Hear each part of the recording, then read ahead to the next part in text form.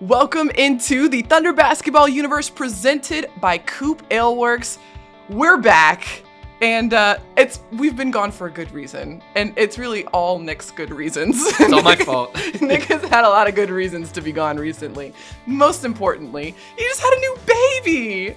Congratulations. That's right. Number 3, we've got 3 under 3 at home, so we are busy. The last couple weeks have flown by, but we're very fortunate to have brought another baby boy into the world. So very, very blessed and fortunate. Everybody's healthy, happy, and my 2 big kids, my daughter and my older son, are just all over. Our new son, Julie and John. So it's adorable. Exciting. Gallo party of 5. Yeah, it's been great, and I appreciate your patience and our podcast listeners' patience as I've been gone the last couple weeks. But we've got some fun things to update everybody on in Thunderland right now. A lot to update on. Cinco de Gallo definitely is number 1, but then also. You just had a birthday yesterday. That was yesterday. It's been like a big week for Gallo. A lot of things going on in the Gallo household. My daughter Camelia was very excited to blow out my birthday candle. You know what it's about. It's her moment, Nick. Yeah, but she's very proud that she was able to do it on her own now. That's awesome. So that's good. And we avoided. Did she have to blow out a lot of candles? No, we did. We just put one on there. Okay. We're not discussing how many candles were on the cake. Okay, I know I've been here a while, but we don't need to go into all of that. So okay, good. Did you at least have a good dinner? Great dinner. Yeah, we had some pizza and we had some silence in the house for a few hours, and it was the real treat. It was great. Yeah, it was wonderful. The real treat. But no, it was fun. It was fun to celebrate with the kids, and we had the long weekend right before that. Yeah, so it was truly the long weekend. Everything just was perfect timing for you. Just like a great 2 weeks. And I was even curious if you were able to keep up with everything that's been happening for OKC, our guys that are playing overseas right now. But turns out you've been able to keep up with most of it. Yeah, well, it really helped that the Canada-Slovenia game was a little bit later than the previous ones. I think it started at like 7 or 7. Yeah, 7:30 or something. So yeah, definitely tuned into that one, and that was an amazing game. Yeah, and just continued to display the opportunity that these guys like Shai and Dort and Josh Giddey, Jack White, Dāvis Bertāns have all had this summer in FIBA basketball. I saw that tweet come through from Nick Gallo at 7:50 in the morning. I was like, of course he's up. He's got 3 kids under 3. Like, of course he would be awake. You're used to seeing him at 7:50 at night in the second quarter of a Thunder game here at Paycom Center. But, we just go where the basketball action is. You're so right. All right, well, let's catch you all up with everything that's been happening with our guys who are playing in the FIBA World Cup. You started with Canada, so let's just dive in with Team Canada, leading it off with Shai Gilgeous-Alexander, who has been an absolute beast for Team Canada, obviously just doing what Shai does. He had an incredible game against Slovenia. That was a knockout round game, and Canada really took care of business. Kind of in that third quarter, they started to pull away there. Third quarter Shai. And I feel like I've heard that before. Weird. But he keeps doing the exact same thing on both ends of the floor, really. We see the steals, we see the defense. We also have seen a lot of strong mid-range game from Shai, which has been really, really cool to see. We know that he's a 3-level scorer. He's been so efficient in the 2-point range so far in this FIBA tournament. As you mentioned, this is knockout play, so stakes are high. Great opportunity for him to kind of be a leader on this team going up against a guy of Luka Doncic's caliber. Yeah.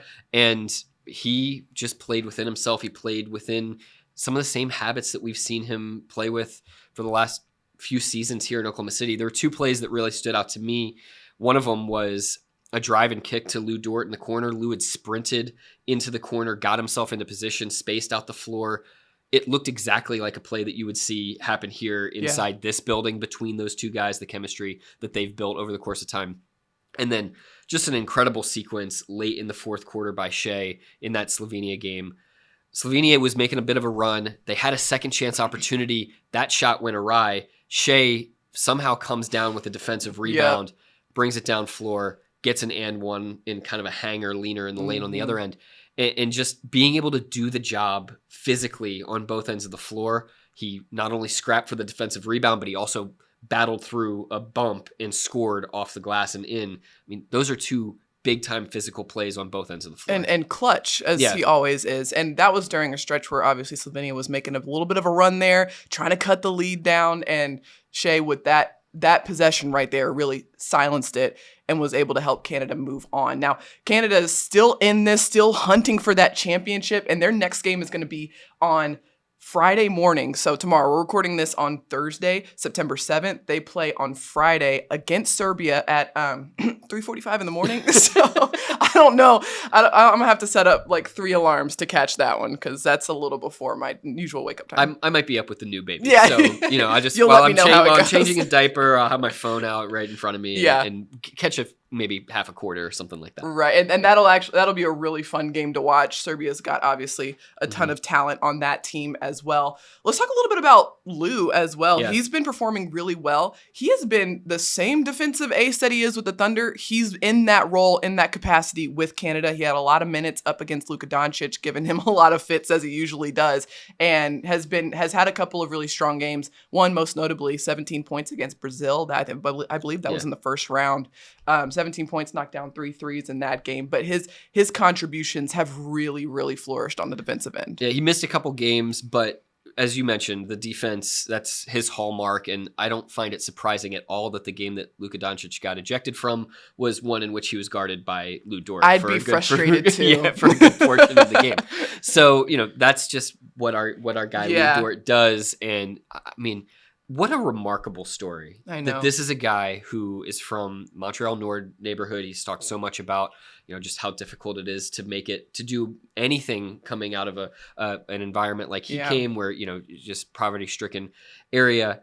He's, comes to the United States to try to find his way, becomes a guy that thinks he might go in the first round in the NBA draft, goes undrafted. Unbelievable. Is on a 2-way deal, and now he's representing his country for the national team and helping put them in a situation, Canada, that they've never been in before as a team in a country. And it's really been cool to watch some of the Canadian media and some of the players and the personalities talk about what this run has been like for Team Canada and all of this work ethic that the guys that have come before them had put in to try to get the Canadian program to this point. And now for Shai and Lou to be 2 guys that are helping to put it up kind of on the next level is really, really rewarding to see. It's a really good point because to add a little context, Team Canada hasn't been this far in the FIBA World Cup Championship in decades, like a very, very long time. I don't believe you and I were born yet when they were making that sort of run. And so this is a historic run for Team Canada that has for a long time kind of been on the peripherals of this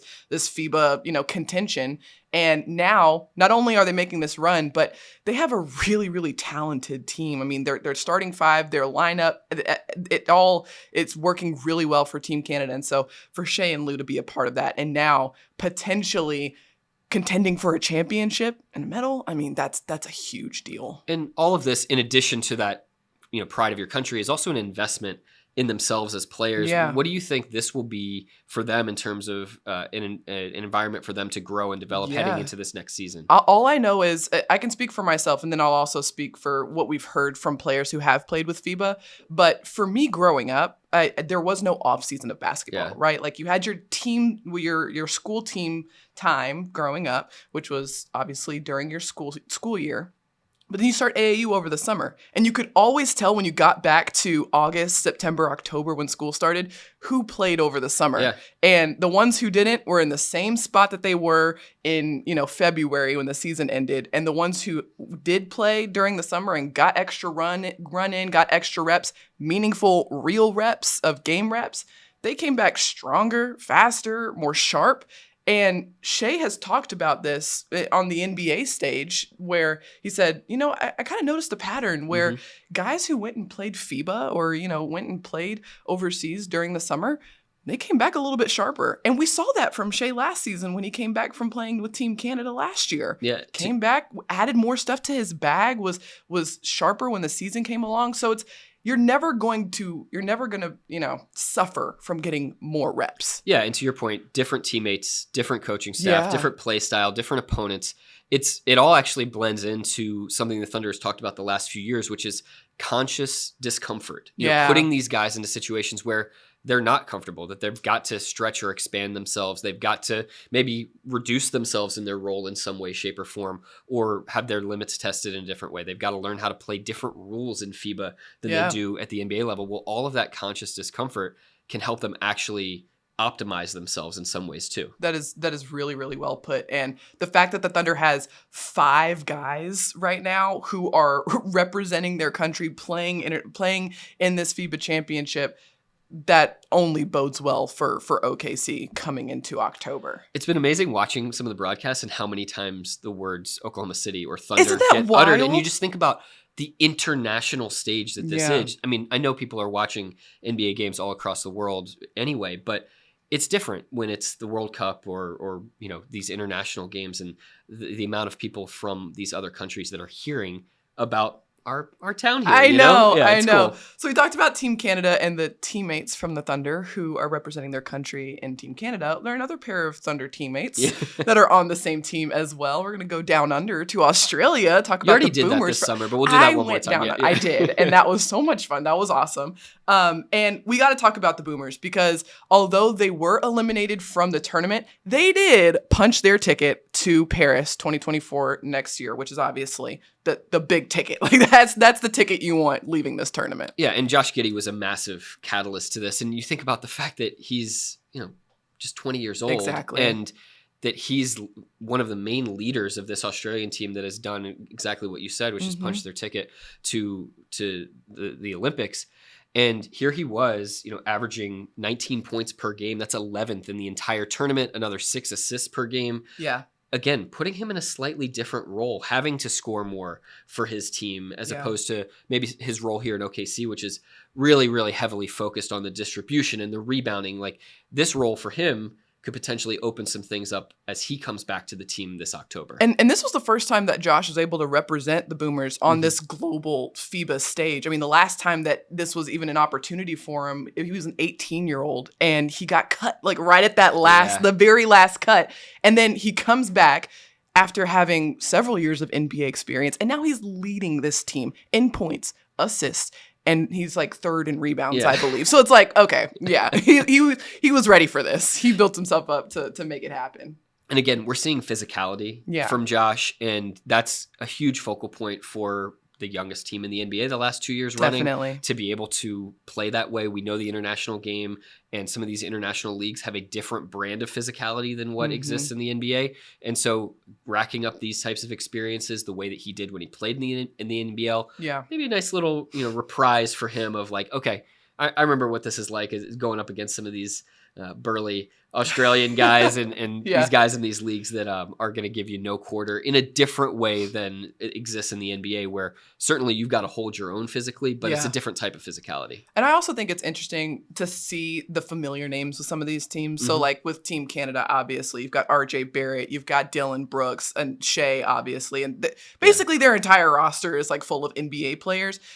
Team Australia has a lot of familiar names as well, and some of them Jack White, of course, Thunder teammate, Patty Mills, Joe Ingles, Josh Green, Dante Exum, Matisse Thybulle. I mean, like, it's really, the NBA is really growing internationally, and it's really cool to see Thunder players play alongside these guys in these sort of tournaments. Yeah, and Mark Dagnall always talks about sort of building that catalog, and, these are guys that the Thunder is going to have to face throughout the course of this upcoming season. It's one thing to be scouting them on tape and playing against them, but you play with a guy too. That's a totally different perspective that you have on their game, on their play style, what they like to do, where they like to be. And you've also just gone through this experience of yourself playing a different play style. Yeah. Well, maybe there's something that you can bring to the table for the Thunder in terms of, hey, here's a little wrinkle that worked for us with Team Australia. Hey, this teammate of ours has a skill set that's similar to somebody that I played with. Maybe this could work for us. And we know, especially a guy like Josh Giddey, guy like Shai, they are able to pick out these little 2-man games with their teammates and really work defenses in that way.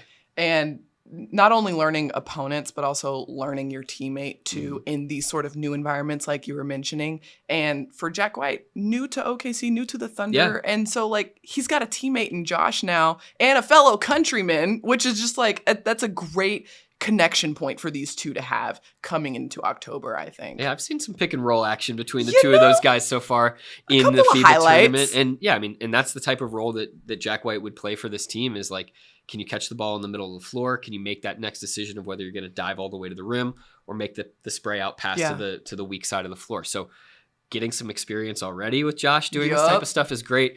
hopefully these guys will be able to just roll straight into the guys being back here in market, which we'll talk about here in just a little bit. Yep. And into training camp starting in October. All right, well, we talked about one newbie with Jack White. Yeah. Let's talk about another Thunder newbie in Dāvis Bertāns, who is representing Team Latvia. Now, this is an interesting situation. So I mentioned all the NBA players on Team Canada and Team Australia. I was looking at the roster for Team Latvia, and the only NBA player is Dāvis Bertāns. So he is really representing OKC and the NBA in this tournament. Normally, Kristaps Porzingis would be on this team as well, but this puts Dāvis in an incredible opportunity and role for him to be a true leader on this team. What actually really stood out to me is kind of how much of an emotional leader Dāvis seems to be for this group in what I've seen so far. And he's really performed. You know, a lot of times when guys get put into a position where they've got to do more than what they have done before. And I think maybe Dāvis is still playing kind of a similar role, but just higher volume. Sometimes when you have a higher volume situation, your efficiency dips a bit. He's still shooting 39% from three in this tournament. He's been one of the higher scoring players in the tournament overall, and been able to be effective. I think about 14 points per game that he's providing and knocking down tons of 3-point shots. Had a 20-point game the other day. So this is a really good sign for the Thunder that, I mean, we all know what Dāvis does on the floor and why he has an NBA spot.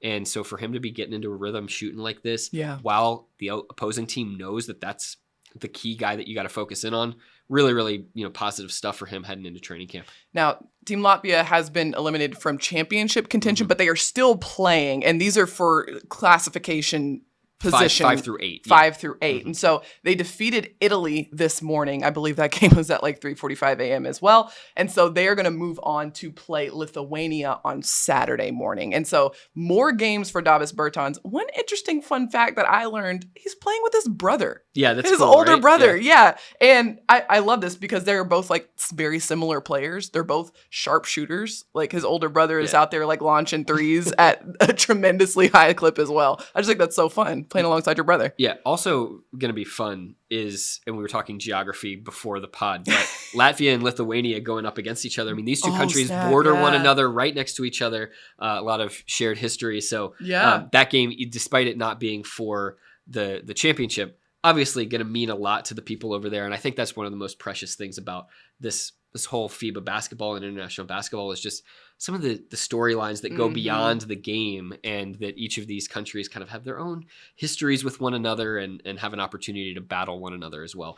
Certainly would be very fascinating if it plays out that Canada and the United States are in the championship against one another. Certainly that northern border rivalry will be in full effect. That would be so fun to watch. And I'm sure we're all rooting for that, actually. We're all really looking forward to that possibility. And that possibility would be this weekend on Sunday. Yes. So keep your eyes out for a potential matchup between these two North American squads. Yeah, Nick was giving me a geography lesson before we started the podcast today. He is our resident geography expert, as well as our producer, Matt Bishop, who were trying to explain to me exactly where Latvia was on the map. Okay, Estonia borders it to the north. That's right. And Lithuania to the south. Correct. Thank you. You come to the TBU for more than just basketball information. Okay, should we talk about the guys who are actually here in Oklahoma City now? Yeah, and there's a lot of them. So yeah. Okay, let's talk about the guys who are here in OKC. They're back from their vacations. They're ready to hit the ground running, and they're also out in the community. This was so much fun. This was the first time our guys have actually been able to be out and about with the OKC community. And yesterday, Lindy Waters III and Cason Wallace, the rookie, made their way out to Acclaim Independent Living Center here in Oklahoma City to play bingo. It was the most heartwarming thing that happened all week, other than your birthday. Exactly. But there was tension in the air as we walked into that bingo hall. I tell you what, because those games are taken seriously. It was so intense. You could cut the silence with a knife. But when those two guys sat down and started calling bingo, everyone was just laughing the entire time. Cason, who, we met and we got to know right after the draft and at Summer League, and this guy stoic and serious, and he's going to be like that in between the lines at practice and on the court. But it was so cool to see him out of his shell and really he was like the MC of that event yesterday, and very gregarious in terms of just giving like a shot of life to these folks who are itching for any sort of connection to the Thunder. They are massive Thunder fans at this senior center. They had spent all week decorating the bingo room. I mean, like big Thunder signs. They had a big giant basketball up behind the bingo table, and they just had balloons everywhere. You could tell they had just been looking forward to this all week long. And Cason, who was clearly like the MC just running the show. Would you believe he'd never played bingo before? No, but he kind of knew what was going on. He literally told me after, he's like, yeah, I've never played bingo. I was like, what? How do you know exactly what's, I mean, it's not a complicated game, but also like, I never would have guessed. Well, I thought it was kind of fitting, and maybe he got a little pregame scouting report from Lindy Waters, because Lindy actually went to the same senior center previously last year. Yes. And I thought it was kind of fitting, like, Lindy, here's the local guy from OKC doing another, tour of duty with the Thunder. Yep. And this rookie, Cason Wallace, who's still getting used to the city, kind of acclimating himself. Well, like, Lindy got to be the tour guide a little bit on Cason's very first community appearance here in OKC. I just thought it was so sweet, so wholesome. I mean, we were walking into the bingo room, and, Lindy's like halfway into the room, and just out of nowhere, you hear, "Hi, Lindy." And good to see you again. Literally, it was just a voice before you saw the person who was like around the corner behind us, who just saw Lindy and just remembered him, recognized him, and wanted to say hi. And Lindy was like, "Hey, how's it going? Good to see you." Yeah. And after it was all said and done, multiple residents coming up and showing their phones from pictures from February when Lindy came with Josh during the Valentine's Day event. And they were like, "Oh, Lee looks so different." Like, he does, actually. Lindy does he look looks quite very different. different. But like, this is the same guy. Yeah, it's him again. And so they were just so excited and happy. And it was clear that we just, Lindy and Cason just made their whole week. Yeah, and this is the type of stuff that the Thunder absolutely loves doing. We're going to see more of these types of appearances in the build-up to training camp, and of course throughout the season as well. These guys are very active being out there in this OKC community. So we'll have more chances to catch up with them the way that we did with Cason here at this event. Yeah, so we're going to put that interview right here, but don't go anywhere because we've got more Thunder Basketball Universe news that we got to catch you up on right after this. All right, we're here with one of the newest members of the Thunder family, Cason Wallace. We're at a senior center here in Oklahoma City. Cason, you just got done basically being the MC here of this bingo game. Your energy was just incredible. You were helping them figure out whether they had bingo or not. I know there was some confusion going on as well, but what was this like for you? This is your very first time being out in this OKC community and giving back in this way. It was great for this to be my first, community event. It was fun. I just told somebody else that I would definitely look forward to coming back another time. It was just fun just seeing the smiles on everybody's faces and how much joy it brought to them. You had a great guide for this first event for you. I mean, a guy that's from here, from Oklahoma City, and Lindy Waters. He's one of the number of teammates that I'm sure you've gotten to know. What's this been like for you, getting acclimated to the group and just being around your new teammates? It's great just taking in all the support everybody's showing and still knowing that I have to work on my game to, get to the level that they've been playing at, so I'm just, taking little tips and pointers from everybody. Lindy says you have an awesome personality. We've seen just how nice, polite, and humble you are, but you came out of your shell a little bit today. Are you coming out of your shell more being here in Oklahoma City now that you got through Summer League and you're getting to work with some of the teammates and coaches that you've got here? Definitely, just knowing that I could trust these people and nothing's in bad light over here. So just being able to be me and be more relaxed around everybody is definitely coming along. You had so much success at Summer League in Las Vegas. What kind of momentum did you kind of build off of that in terms of how you played, how you want to continue to play, and how you want to continue to grow leading into training camp? I think I played pretty well, but there's always room for improvement in my eyes. So my teammates, they congratulated me on my first game, and every game after that would just be a matter of how hard I'm playing and how locked in I am with the team. Yeah, we've seen the effort, the intensity, busting around screens, staying in front of guys, and we're seeing all this play out actually with a couple of your teammates in the FIBA World Cup. Have you gotten to check out Shai and Lou? Josh Giddey was over there, Dāvis Bertāns. What's that been like watching those guys up in a world stage executing on these same principles that you're trying to? They all doing their thing right now. It's crazy. I've been seeing all the highlights and stuff. But yeah, they're doing their thing right now. your first NBA season is just like right around the corner. What are you feeling right now? What's going through you as we're like 2 or 3 weeks away from training camp starting? I'm ready for everything to get going because I know once it starts, it's gonna fly by real quick. So I'm just ready to take on all the challenges and be ready. Awesome. Well, thank you so much for joining me, Cason. Appreciate you. And thanks for being here. Thanks for giving back to these people in the community. You have no idea how much this means to them. Thank you. No problem. COOP Ale Works is the proud sponsor of Thunder Basketball Universe. Brewers of the fan favorites F5 IPA and 99-calorie Ice Chest IPA. You'll find those and many more COOP beers at retailers across Oklahoma. Learn more at coopaleworks.com.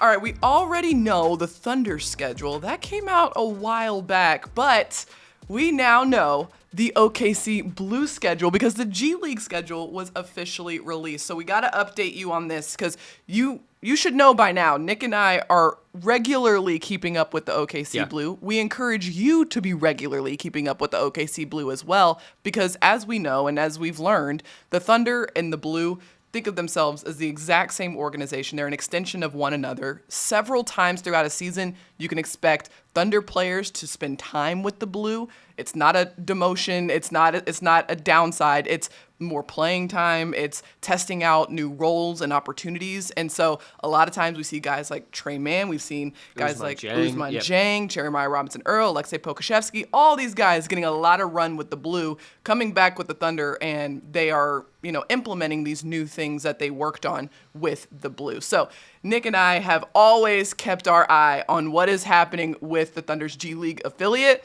and now we've got the schedule. So there are a couple of key dates that we're keeping our eyes on, and we want to keep you updated on those as well. Yeah, and just to your point, Ousmane was basically able to double the number of minutes that he got at the NBA level by playing the minutes that he played with the OKC Blue. Right. So this is something that we should really all pay attention to because you're going to see probably the dividends of what these guys have worked on at the Blue are going to be paid when they play on the floor for the Thunder down the line. So, we've got the Blue schedule. Going to be at Paycom Center again this season. Not as many of those doubleheader days as there have been in years past where you got a Blue game at like 11 a.m. or noon and then a Thunder game later on that night. But still a handful of those. So if you want to spend all day with us here at Paycom Center, you most certainly can. And a nice little stretch to start the season. A couple games against the Memphis Hustle in November. Yep. And then you got another long stretch in early December, kind of in that same window as when the in-season tournament is going to be played. So we don't know right now where the Thunder is going to be, but we do know that the OKC Blue is going to be home there in early December. And that's all leading up to the Winter Showcase. There's kind of two different portions of the G League schedule. The first month and a half is the showcase. That leads up to that Winter Showcase in mid to late December that's out in Las Vegas. And then after that is actually the regular season, which kind of starts in late December, early January. They're always such really fun games to watch, and especially leading up to the showcase, that is such an interesting time of the season. It's you can tell these guys are really working to try to get that good positioning out there. It's always very interesting for people like us who have to cover the team because the stats start over. Yeah. There's the pre-showcase stats and the post-showcase stats, and it's just sometimes you just want to see the full season. It's kind of like when you are looking up European players and they have their like Vasily Micic is a perfect example. Like he has his Turkish league stats and then he has his EuroLeague stats. And it's like, okay, which one do I focus more on? Do I try to combine them in some ways if they're like drastically different? Should I be, taking something more from others, from one than the other? Right. It just forces you to do some more math that I was not anticipating to have to do. But I also think in similar to what's going to happen with the in-season tournament as well, when the showcase is over, for a lot of these G League guys, it can provide a bit of a blank slate and a chance to, hey, if you had a rough first month and a half of the season, which is very possible, especially for a lot of these young guys, you can kind of wipe the slate clean and feel like you've got a fresh start as you go into the regular season play. Similar will probably be the case for a lot of these teams that have a chance to make this big run in play well in the showcase or play well in the in-season tournament. Well, it's a great test of whether you can come right back and do it all over again once that G League regular season begins again in late December. Exactly. And of course, there's a lot of movement with guys on the roster, just with the nature of two-way players. Sometimes they're there, sometimes they're not. And so stats are always a little touchy to work with anyway. But nonetheless, really fun games to watch and just be at in general. Nick, you and I called several Blue games last season, and I just think about that environment, and especially like field trip day. Like, it's just a fun place to be at when you're in Oklahoma City. Yeah, great environment when the kids and the schools are in the building, but also an environment that is taken very seriously. I mean, if you come to any of these G League games, you are going to see Thunder coaches, Thunder front office personnel, and they are watching these games very intently because, we just talked about the stats, but what you're really gleaning from these games is what's happening between the lines, how these guys are playing. I think about a guy like Aaron Wiggins. He played one game for the OKC Blue last year, and he played his heart out in that game, left it all on the floor, didn't have this amazing stat line, but what he was able to do for his team in that game was really impressive. Yeah, I remember that game very vividly, and the Thunder rewarded him for his efforts. It wasn't necessarily like the performance that they were rewarding, but it was the effort and the intentionality that he went out there with. And obviously he reaped positive benefits from that. It showed up on the stat sheet. But every time you see guys go out there for the OKC Blue, they're playing very intensely and they're playing their heart out. And you should go out there and watch them because it's a lot of fun. And who knows, you might see us there too. That could be kind of fun. Yeah, you never know. So those tickets, single game tickets, go on sale October 5th. So mark your calendars, several weeks away, but be sure to get that on your calendar. Should we go into what's on tap for the Thunder? Yeah. Well, community events are going to be happening around OKC, so be on the lookout for OKCThunder.com and at OKC Thunder's social channels to keep up with where these players are going to be. They could be in your neck of the woods, and you might be able to see one. Yeah, these community events are dotted all around the metro area. You never know when they might kind of just pop up and be at your school or at your gas station or at your senior center or wherever. Right.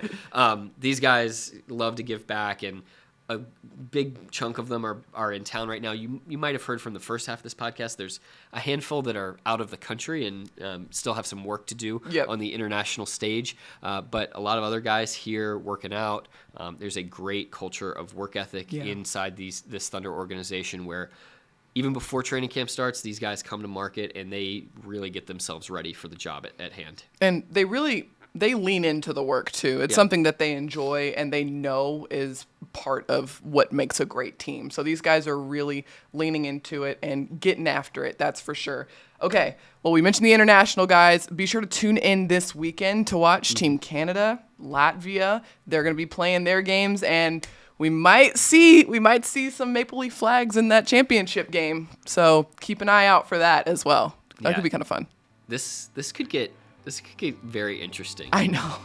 we'll have to see. If the Canadians come back and they win this thing, there's gonna be a lot of words from Shai and Lou coming back here to their American buddies. That's right. On their Thunder roster. So should be a lot of fun at media day and early in training camp. It certainly should. But that wraps up our podcast. Thank you so much for watching and listening. Be sure to like, rate, and subscribe wherever you get your podcast. Thank you so much to our producer, Matt Bishop. And until next time, Thunder up, and catch you later.